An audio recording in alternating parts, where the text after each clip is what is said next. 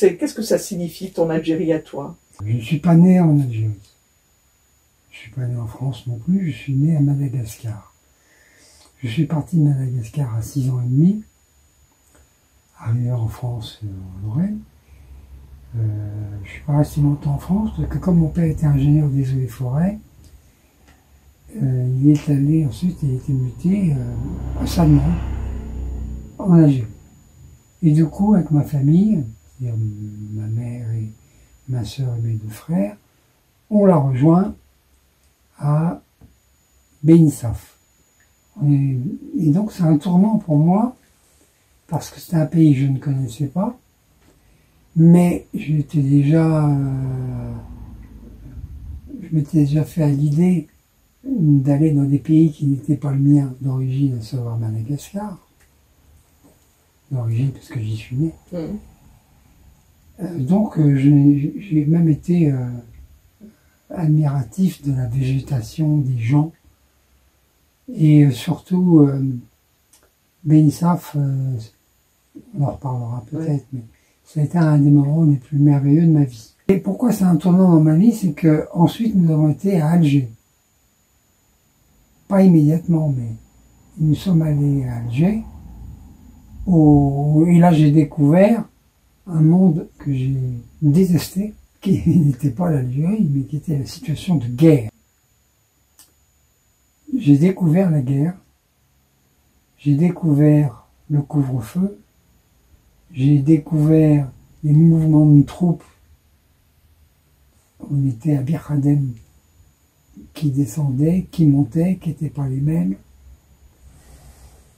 Et surtout, sur ce que je pense être le boulevard maintenant dit du Schmourad, en descendant à la Grande Poste. La rue Michelet, ouais. Ouais. Sur le côté, j'ai vu des morts arabes. J'ai vu qu'ils étaient arabes parce qu'ils avaient été recouverts de draps en vitesse, allongés par terre. Mais j'ai vu un visage. Et bon, ça m'aime toujours. Je n'ai pas accepté. Je ne peux pas dire que ma famille était pro-Algérie, algérienne. Ce qui était sûr, c'est qu'elle n'était pas pro-Algérie française. 45, sétif. Massacre. Par qui? Par l'armée française. 47, Madagascar. Un massacre dont personne n'est capable de donner le nombre, mais la fourchette la plus basse, c'est 40 000. Probablement 100 000, disent, selon les historiens. On n'a pas les comptes. C'est des villages entiers, femmes, enfants, vieillards, assassinés. Il y a un caractère presque génocidaire. Quand je dis l'armée française, je dis bien l'armée française. Il n'y a jamais eu de jugement sur ce qui s'est passé en 1945, proprement dit. Il n'y a jamais eu de jugement sur ce qui s'est passé en 1947 à Madagascar. Il est évident pour moi maintenant, ça ne l'était pas quand j'étais enfant, que les causes sont les mêmes. C'est le colonialisme. Moi, j'en suis arrivé grâce à mon étude, à mon questionnement suite à la guerre d'Algérie, parce que c'est une guerre, parce qu'on parlait des événements. Non, la radio, c'était des événements, parce que guerre, c'était trop sale, il fallait dire événements, c'était mieux. C'est la déclaration de François Mitterrand qui dit « l'Algérie, c'est la France, donc c'est la guerre ». Moi, comme enfant, je savais tout de même qu'il avait fallu partir de Madagascar. J'avais fini par quand même comprendre que parce que c'était l'indépendance. Et arrivé en Algérie, dans un premier temps, ça semblait bien se passer, Bénissaf, moi j'étais dans la bande des Arabes. Et puis on rappelle qu'au début... Considéré par les enfants pieds noirs, moi et mon frère, on était considérés comme des traîtres. Mais ça ne posait pas de problème, on s'amusait tellement bien dans la bande des 10 Arabes. Mon copain Abdelkader m'avait intronisé, et on allait se balader dans la petite montagne là derrière Bénissaf, dans les orangeries, on se faisait courser par les gardiens des orangeries parce qu'on piquait des oranges. Pas bien, pas bien. Mais Des jeux d'enfants, quoi. Avec... Oui, mais c'est parmi mes plus belles aventures, hein, là, hein, d'enfant. J'en ai eu d'autres, bien sûr. Des beaux souvenirs, en tout cas, Mais, aujourd'hui. pour en revenir, là, je reprends sur le plan historique. 45. C'est 1 an après la libération de Paris. 47. 3 ans. La question que je me suis posée, c'est comment ce mouvement pour chasser l'envahisseur, la Wehrmacht, qu'il ne faut pas confondre avec les nazis, mais la libération de Paris, qui, quoi qu'on pense, n'est pas celle, à mon avis, de Leclerc, mais vraiment des Parisiens, ça c'est encore une partie de l'histoire, s'est transformé, ça s'est pas transformé, comment 1 an après, 1 an après, à Sétif, 3 ans après, à Madagascar, pas seulement à Tananarive, principalement à peu près dans tous les coins de Madagascar, hein, ça a été possible, ça. Drapeau bleu, blanc, rouge en tête.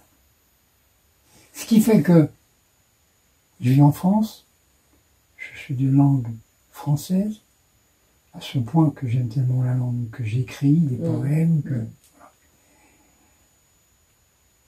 Mais mon drapeau n'est pas le drapeau bleu, blanc, rouge.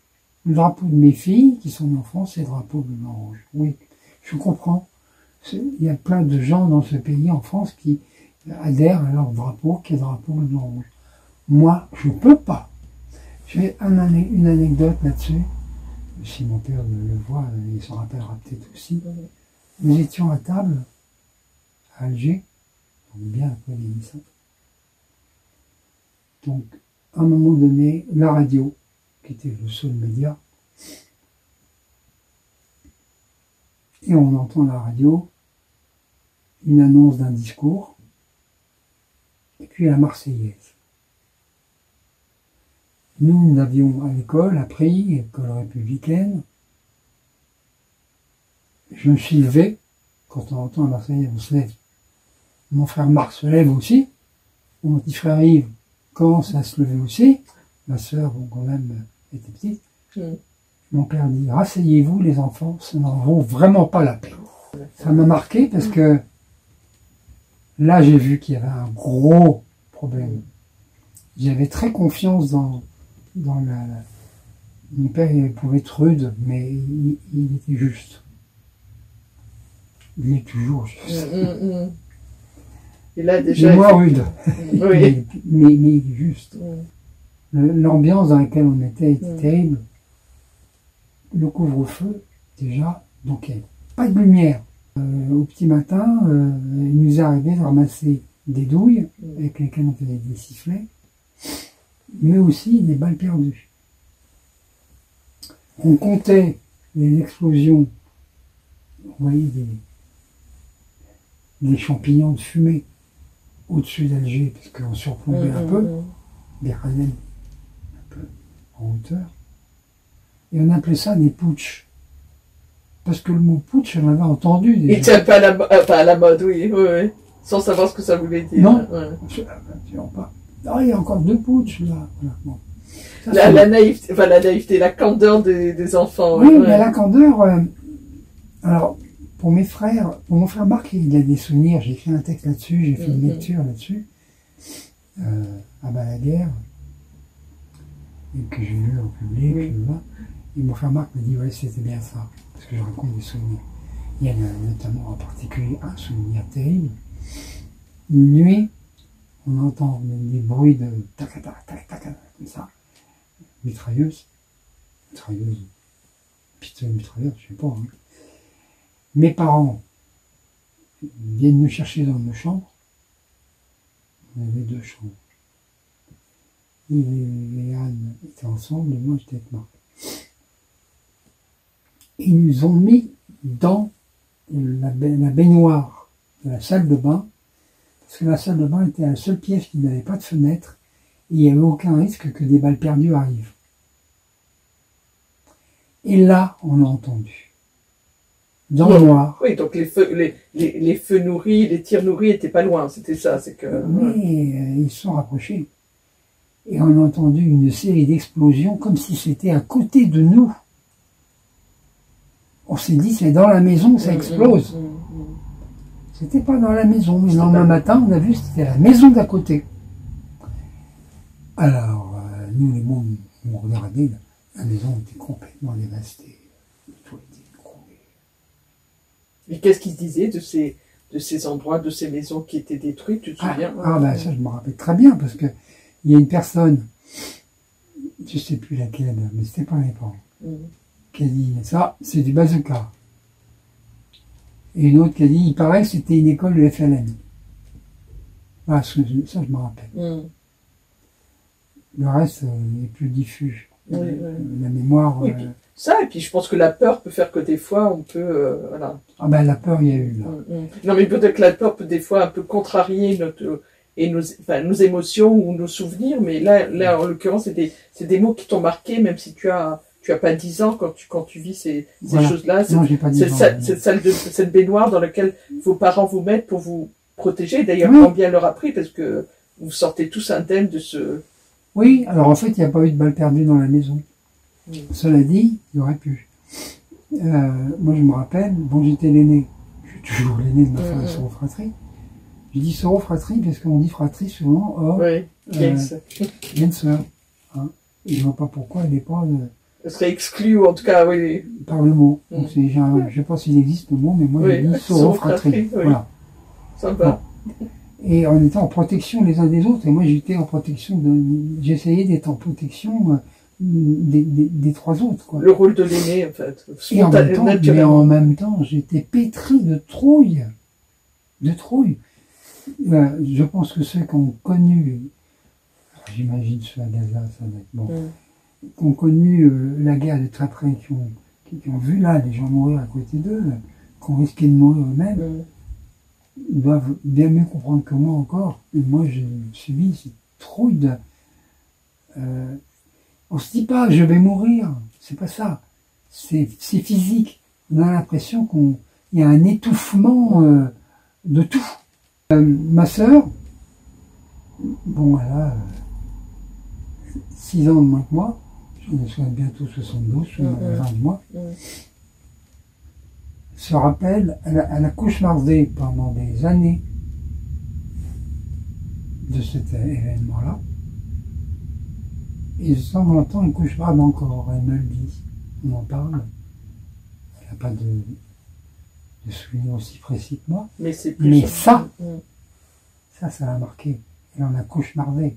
Cauchemardé, ça a été un traumatisme. La guerre d'Algérie m'a obligé à essayer de comprendre pourquoi. Comment c'est possible? J'ai posé, à partir du moment où on est... À partir du moment où tout ça s'est passé, et ensuite, quand on est revenu. Allez, on est allé en métropole, comme on disait. J'aimais bien le terme. Oui. Rapatrié, disait-on. Ouais. Et ben, j'ai posé la question autour de moi, tout le temps, à tout le monde. Pourquoi? J'ai cherché des réponses. Aucune ne me satisfaisait vraiment. J'ai fini par en trouver des réponses pour moi internationales, c'est-à-dire que il n'y a pas d'explication franco-française, il n'y a pas d'explication franco-algérienne encore moins, d'explication algérienne non plus. Il faut faire un contexte, comprendre le contexte international. Et bon, c'est mon point de vue. Les causes sont toujours les mêmes qui font qu'aujourd'hui on assiste au développement du principe même de guerre. Gaza, Liban, Ukraine, Russie, parce qu'il y a des Russes qui meurent, des Ukrainiens, des Russes qui meurent, mais aussi dans d'autres pays, Yémen, mais aussi il y a les risques de guerre. Et les risques, bon, on me dit, mais ça c'est des crimes de guerre. Je réponds toujours, je ne reconnais pas le terme de crime de guerre. Comme les conventions de Genève. on peut juridiquement utiliser ça d'un moment à un autre. Mais pour moi, c'est la guerre le crime. La guerre, c'est le crime. C'est autorisé pour des raisons X, Y, Z, toutes plus valables les unes que les autres, qu'une série de gens armés aient le droit d'aller tuer d'autres gens armés ou pas. Bon, je vous dis une chose que beaucoup de gens savent. 45. Des Algériens ont demandé à ce que soit reconnu l'effort de militaires algériens enrôlés dans l'armée française pour défendre la fameuse armée d'Afrique, quoi. Voilà. De la même manière que des Malgaches et que d'autres pays, hein, qu'il y a eu d'autres pays, les Sénégalais, voilà. Et ça a été cette revendication, qui n'était pas une revendication de souveraineté nationale, même pas au début, hein. Non. N'a pas été reconnue, elle a été au contraire réprimée. Je ne peux pas m'empêcher de dire qu'il y a eu des complicités. Oui. Moi, j'ai eu comme peut-être mon meilleur ami, pour lequel j'ai fait cette toile d'ailleurs. Ben, une voisine, parce que c'est pas exactement la même. François Rosel, c'est un garçon qui était militant du PCF. Et lorsqu'il a su qu'il y avait le début de l'Algérie, qu'il y avait la conscription, dans sa cellule, ils ont décidé de ne pas accepter la conscription pour aller dans l'armée française. Il y avait un flottement au niveau de la direction du PCF, non qu'on puisse dire. Et il a déserté. Il est parti. Il habitait Roanne, il a été se cacher à Lyon. On l'a cherché à Lyon. Alors, il s'est fait pister. Et il est parti et il a été se réfugier en Suisse. Non, au moins il aurait dû être plus pour ne pas la faire. Il y en a un autre, Jean-Pierre, qui lui, parce que François Rosel est décédé, hélas. Jean-Pierre, je ne donne pas son nom, parce que je ne veux pas l'impliquer.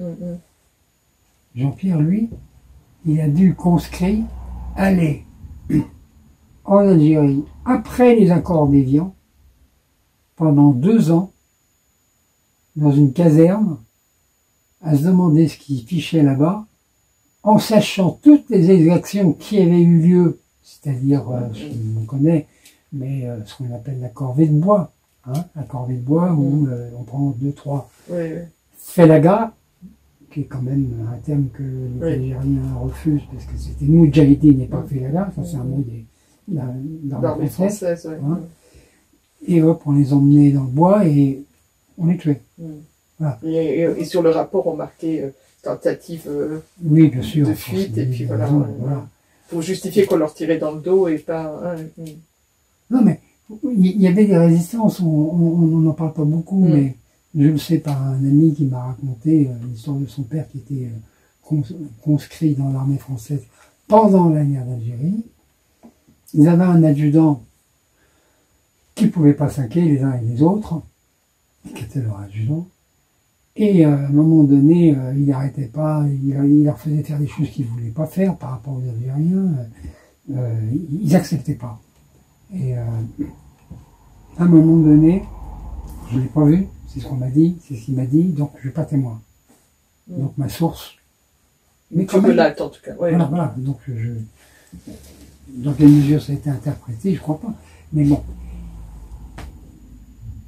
Ils ont décidé d'en finir avec l'adjudant. Donc l'armée française, couvre-feu, l'adjudant aimait bien les boire un coup et il rentrait souvent éméché. Ils l'ont attendu, l'armée française, il y a première sommation, deuxième sommation, halte touche tir. Et à halte touche tir, le gars dit, eh ben c'est moi les gars et tout, ils ont tiré, ils l'ont tué. Il s'est passé des choses comme ça. C'est-à-dire, ne croyons pas que tous les conscrits français qui allaient dans les Aurès, il y a un très beau film, d'avoir 20 ans dans les Aurès, Bon, aller Oui. casser du bougnoul, pour reprendre des Mhm. termes colonialistes, non, non, c'est pas vrai.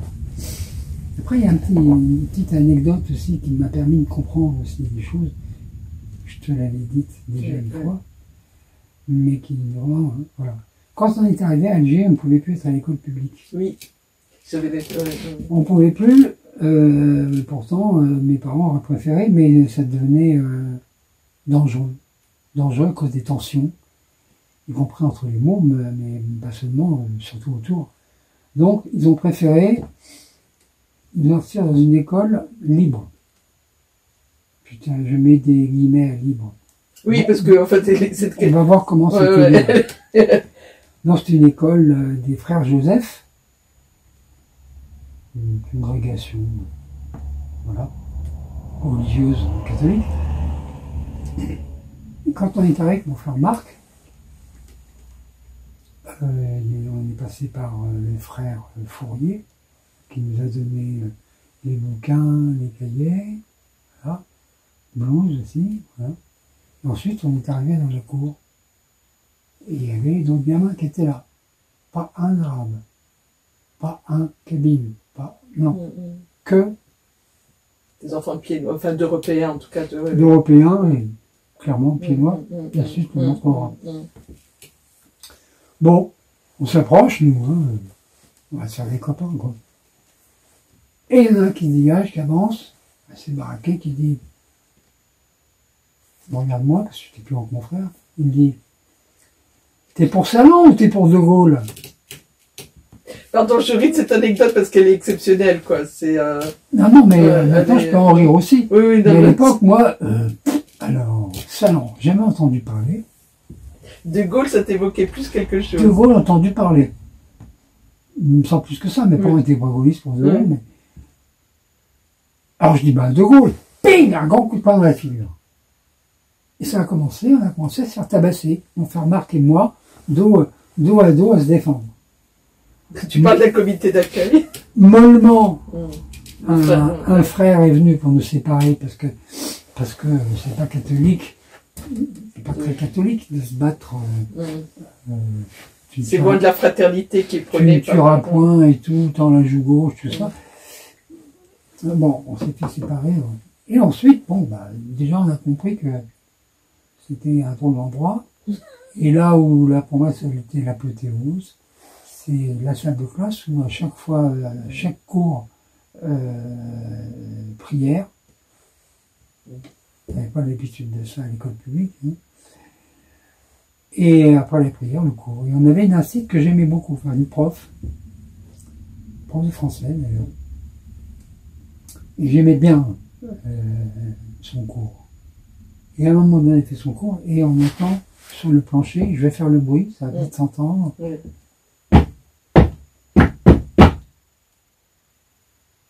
Tous.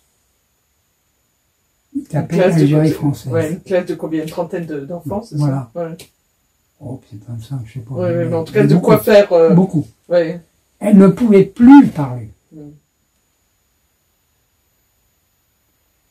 Alors, elle nous a regardé, s'est retournée vers nous, contre nous d'une certaine manière, oui. Et nous a dit, bande de petits cons, j'en ai marre, je vous laisse, je retourne en métropole. Et on ne l'a plus jamais revu. Elle est partie. Et là, j'ai encore compris quelque chose. Bon, à cette époque-là, j'ai fait une jaunisse, je n'ai pas été à cette école pendant 2 mois. Je pense que c'est lié à tous ces événements. Oui, j'ai fait une vraie jaunisse. Quoi. Bon, c'est psychologique, moi. Moi, la jaunisse, je l'avais. Hein. Voilà, alors, tous ces souvenirs, je les ai gardés, hein, m'ont conduit à penser, en plus quand on est rentré en France, accueil chaleureux, comme à l'école, c'est ça? Voilà. Vous étiez attendu, dirons-nous. Oui. Ah, là, les pieds noirs. Alors, j'ai dit, je suis pas pieds noirs, moi. Je suis né à Madagascar. Ouais, c'est pareil. C'est pareil. Alors, du coup, J'avais plus de copines que de copains, donc je jouais avec les filles, moi, à l'école. Ce qui m'a fait le plus grand bien. Finalement. Et qui m'a rendu assez féministe, d'ailleurs. Est-ce qu'un garçon peut être totalement féministe, c'est une discussion. Mais honnêtement, j'ai des prises de sensibilité. Oui, et j'ai des prises de position aussi claires là-dessus. Ouais. Voilà. Mon Algérie, à moi, a été un tournant. Un tournant pour comprendre. J'ai une grande sympathie. Alors, il y a des idiots dans tous les peuples. Oui. C'est une évidence. Mais j'ai une grande sympathie, et je m'entends très souvent avec les Algériens, les Algériennes. Je m'entends très souvent avec les Maghrébins en général. Et bien sûr, je m'entends bien avec les Malgaches. Quelles sont tes relations avec l'Algérie aujourd'hui? Est-ce que la situation algérienne fait partie de tes préoccupations? Oui. Comme beaucoup, j'ai des discussions avec des Algériens, et pas seulement avec des Algériens, sur l'Irak qui s'est déroulé. Quelle belle démonstration d'un peuple qui, pendant des mois, au début 1 fois par semaine, puis ensuite 2 fois par semaine, manifestait dans les rues, massivement, un peuple complet, quoi. Dans toutes les villes d'Algérie. Et pacifiquement. Oui, mais oui. Ça n'a pas suffi. Tu as pensé à retourner en Algérie? Oui. Tu l'as fait depuis? Parce que vous êtes rentré, tu m'as dit. Oui, je l'ai fait. Je l'ai fait il y a longtemps. Hein. Je suis retourné en Algérie, à Alger même, pendant le Ramadan à l'époque, et j'avais décidé de faire le Ramadan aussi. Bravo. Voilà. Et c'était, pour moi, je suis athée maintenant. J'étais déjà athée à l'époque, mais c'était une très belle expérience de comprendre un pays, de comprendre l'Algérie. Pour le Ramadan, il n'y a pas qu'en Algérie qu'on le fait, mais moi je l'ai fait principalement à Alger, pas que, mais et de comprendre le rythme de toute la population, la culture, et le soir des Ramadans. C'est autre chose, il faut l'avoir vécu pour comprendre, effectivement. Voilà. Le respect. Ce qui m'a intéressé, c'est par-delà le bien et le mal des religions, si je peux me permettre cette phrase un peu osée, c'est le respect. Ce que j'ai vu à Alger, c'était le respect. J'ai vu le respect des gens les uns par rapport aux autres. J'ai pu à un moment donné écouter du rail sur la place des Martyrs.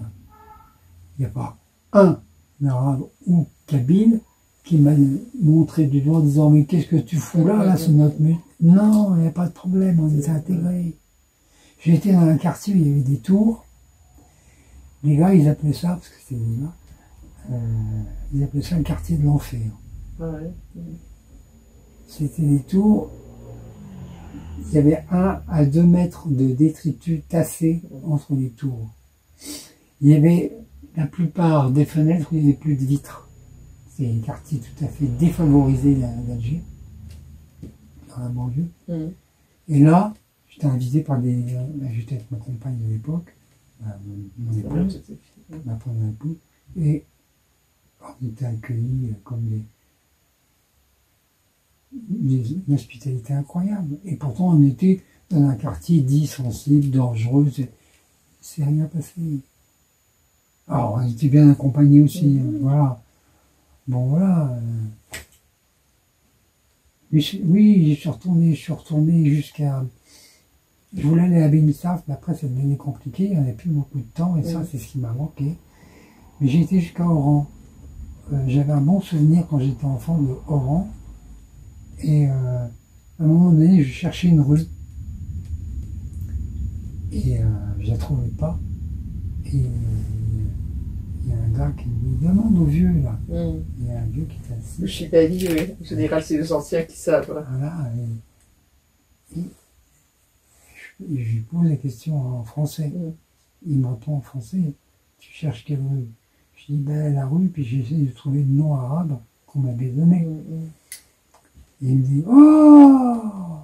Il me donne le nom de la rue, dont je ne me rappelle plus ce qu'il dit, en français. Il me dit, faut l'appeler comme ça, tout le monde l'appelle comme ça ici. Bah oui. Et il m'a montré comment y aller. J'étais frappé, parce que à la fois, pas plus français que ça, moi, dans ma tête, hein, je ne suis pas plutôt citoyen du monde. Mais on avait un véhicule commun. C'est-à-dire que, ensuite, quand on a parlé de francophonie, ça a pris un autre sens. Ok, la francophonie était très largement, et je pense toujours, maîtrisée par une diplomatie française, il faut le dire, quand même si au Québec, mais il y a une langue, un véhicule commun, comme ça existe, un véhicule commun anglais, qui est bien plus généralisé sur la planète, hein, d'ailleurs. Bon. Ça crée des rapprochements. Ça crée pas tout, mais ça crée des rapprochements. Voilà. Ça nous permet, c'en est un. Ouais. Puis ça nous permet d'avoir cet entretien ensemble aujourd'hui, de nous comprendre dans une langue qui... Et oui, parce que moi j'aimerais bien. J'avais commencé à apprendre l'arabe classique à Bénissaf. Et là, pour le coup, j'étais sur un plan d'égalité avec tous les membres de ma classe, tous les élèves, parce que l'arabe classique, ils ne le connaissaient pas. Et l'écriture de l'arabe classique, ils ne la connaissaient pas vraiment. Donc, notre prof, qui était un prof super, il nous expliquait, voilà, comment, la calligraphie. La calligraphie. Moi, la calligraphie, ça m'est resté. Peut-être à cause de ça. Mais j'ai fait qu'un an. Donc, qu'est-ce qu'on peut apprendre et garder en un an? Et en plus, j'aurais appris l'arabe classique et pas l'arabe. Oui, dialectal. L'arabe algérien. Et encore moins le kabyle, donc. Mais ce phénomène, c'est un de mes problèmes, ça, hein, personnel. J'écris en français, en allemand, en anglais et en malgache. En malgache, j'écris pas autant que j'écris dans les autres langues parce que c'est une langue que j'ai parlée. Oui. Et que tu n'as pas entretenue depuis. Non, mais même pire que ça, il y a eu une rupture. Quand j'ai dû m'adapter, j'ai coupé. Quand je suis retourné à Madagascar, ce qui m'est pas arrivé en Algérie, c'est différent. Quand je suis retourné à Madagascar, 2 fois, quand j'ai posé le pied sur le tarmac, la première fois, il y a des dizaines de mots malgaches qui sont arrivés. Des dizaines. Mais je n'en avais pas la signification. Je ne savais plus ce que ça voulait dire. La force de la conscience, tu te rends compte? C'est-à-dire que j'avais mis dans un trésor, j'avais fermé la clé. Et en arrivant, je m'étais donné le droit d'ouvrir la clé et d'ouvrir le trésor. Sauf que le trésor, je ne comprenais pas. Et à chaque fois, sur la route, je me posais la question sur la route avec mon guide qui est devenu un ami à l'époque, Gab, qui avait vécu en France. Je lui disais, ça, Gab, ça veut dire quoi? Et il me disait, ça veut dire ci. Et ça veut dire ça. Et ça prenait un sens pour toi, ouais. J'ai pas pu retenir tout ça. Donc, cette langue-là, c'était ma deuxième langue maternelle. Parce que ma deuxième mère dans ma tête, Marceline, que j'ai cherchée ensuite à Madagascar, j'ai pas retrouvé sa trace. Marceline, c'est une femme remarquable.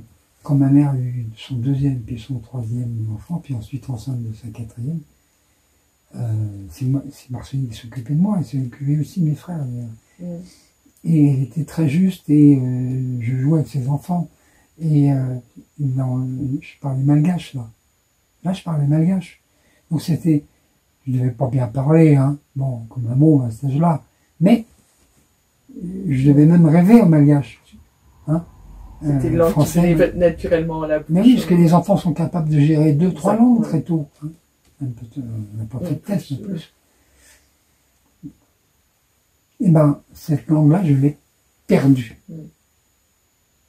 Et l'arabe, j'aurais pu l'apprendre, et ce que j'ai Bon, alors après, des mots simples, choukran, Oui. d'accord. Choses qui te sortent, oui. Mais c'est facile. C'est ça. pas suffisant pour... Non, ça c'est même presque touristique, quoi. Et ça, ça participe de ma révolte. Comme tout être humain, j'ai pas demandé à venir au monde. Je suis venu au monde. Et ensuite, je me suis adapté, j'ai suivi les chemins qui se présentaient, j'ai fait des choix, des bons, des mauvais, comme tous les humains. Les humaines et les humains. Mais j'avais pas demandé à partir de ce pays qui est Madagascar. J'avais pas demandé à partir de ce pays qui était devenu celui-là aussi le mien, l'Algérie. Et il a fallu que je parte. Je ne discute pas des raisons, parce que je pense que le peuple algérien avait raison d'exiger et de se battre pour sa souveraineté. Oui. Pour moi, c'est pas discutable, Algérie algérienne. Et depuis longtemps. Depuis peut-être je suis parti d'Algérie. Voilà. Mais pourquoi moi, dans cette situation, il a fallu l'exil? Pourquoi il a fallu... Pourquoi j'étais obligé? Pourquoi ça a été contre ma volonté? Alors, c'est pas la faute de mes parents. Mes parents, ils ont fait ce qu'ils ont pu. Hein. Je voulais pas partir.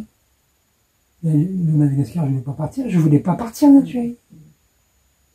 Même si j'avais vu la guerre et tout, j'avais mes souvenirs de Bénissaf, je voulais pas partir. Un très beau pays. Alger-la-Blanche, c'est une ville extraordinaire.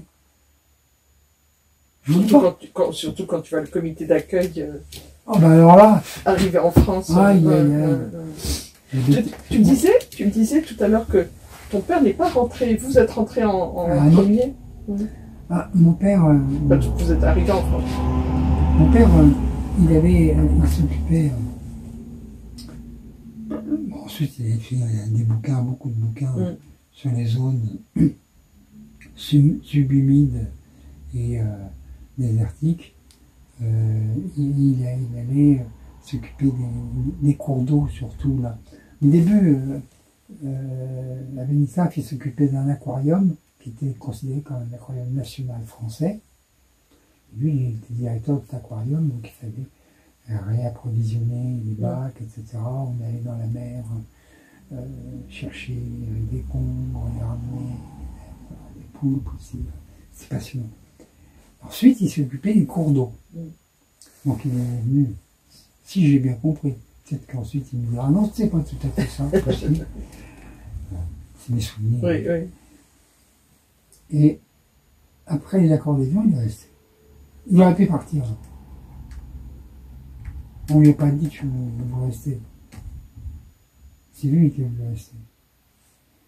Et il y a des épisodes, la vie passée, à un moment donné, il était en train de contrôler un WED, et il y a des soldats de l'armée algérienne qui sont venus, et lui, il avait un uniforme des eaux et forêts. Donc, ça ressemble à un uniforme militaire, il y a un képi. Une couleur différente peut-être. Oui, voilà. Et puis un sigle. Et il y a un corps de chasse, je pense, voilà, parce que les eaux et forêts, voilà.